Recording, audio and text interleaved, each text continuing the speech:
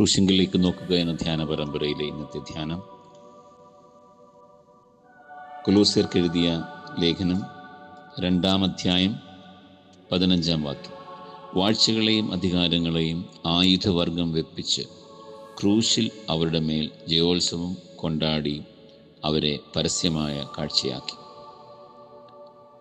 വാഴ്ചകളെയും അധികാരങ്ങളെയും ആയുധവർഗം വെപ്പിച്ച് ക്രൂശിൽ അവരുടെ മേൽ ജയോത്സവം കൊണ്ടാടി അവരെ പരസ്യമായ കാഴ്ചയാക്കി.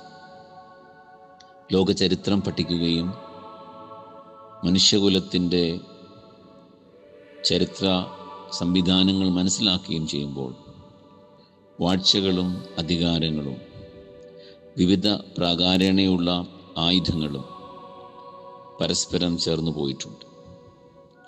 വാഴ്ചകൾ ലഭിക്കുന്നവരും അധികാരങ്ങൾ ലഭിക്കുന്നവരും അത് നിരന്തരം നിലനിർത്തുവാൻ വിവിധങ്ങളായ ആയുധങ്ങൾ ഉപയോഗിച്ചിട്ടുമുണ്ട്. വാഴ്ചകളും അധികാരങ്ങളും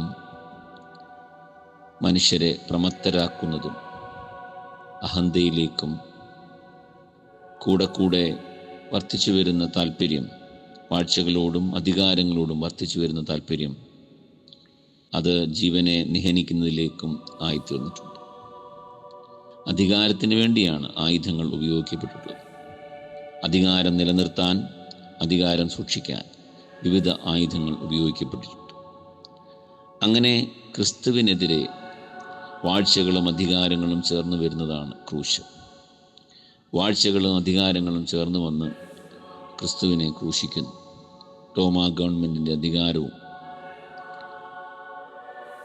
യഹൂദ മതത്തിലെ പരീശവർഗത്തിൻ്റെ അധികാരവും അതെല്ലാം ചേർന്നാണ് ക്രിസ്തുവിനെ ക്രൂശിക്കുന്നത്. ആൾക്കൂട്ടത്തിൻ്റെ അധികാരവും അതിലുണ്ട് എന്ന് നമുക്കറിയാം. അങ്ങനെ വിവിധ പ്രാകാരണയുള്ള അധികാരങ്ങളെയൊക്കെ ചേർത്ത് വെച്ച് ക്രൂശിൽ അവയുടെ മേൽ ജയോത്സവം കൊണ്ടാടുകയാണ്. അവയെ പരസ്യമായ കാഴ്ചയാക്കുകയാണ്.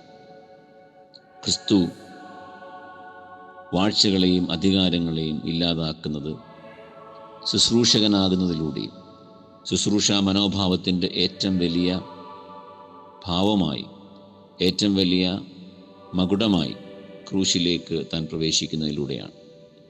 അതുകൊണ്ട് വാഴ്ചകളും അധികാരങ്ങളും കേവലം താൽക്കാലികമെന്നും ദൈവരാജ്യത്തിലെ വിനയവും ദൈവരാജ്യത്തിലെ ശുശ്രൂഷയും ശുശ്രൂഷ മനോഭാവമാണ് പ്രധാനമെന്നും ക്രിസ്തു പഠിപ്പിക്കുന്നു. ക്രിസ്തുവിൻ്റെ കുരിശ് എല്ലാ വാഴ്ചകളെയും അധികാരങ്ങളെയും നോക്കി ചിരിക്കുന്നുണ്ട് എന്നെനിക്ക് തോന്നാറുണ്ട്. വാഴ്ചകളും അധികാരങ്ങളും എത്ര താൽക്കാലികമെന്നും എത്ര ക്ഷണികമെന്നും തിരിച്ചറിയാതിരിക്കുമ്പോഴാണ് വാഴ്ചകളുടെയും അധികാരങ്ങളുടെയും നിലനിൽപ്പിന് വേണ്ടി ആയുധങ്ങൾ ഉപയോഗിക്കുന്നത്. അങ്ങനെ വാഴ്ചകൾക്കും അധികാരങ്ങൾക്കും വേണ്ടി ആയുധങ്ങൾ ഉപയോഗിച്ച് ക്രൂശിക്ക് പോകുമ്പോൾ ക്രിസ്തുവിനെ പരാജയപ്പെടുത്തുവാൻ ശ്രമിക്കുന്നവരെ നോക്കി ക്രിസ്തു മന്ദഹസിക്കുന്നുണ്ടാവാം. ഇതാ ക്രൂശിൽ വാഴ്ചകളും അധികാരങ്ങളും പരാജയപ്പെടുന്നു, ക്രിസ്തു ജയിക്കുന്നു.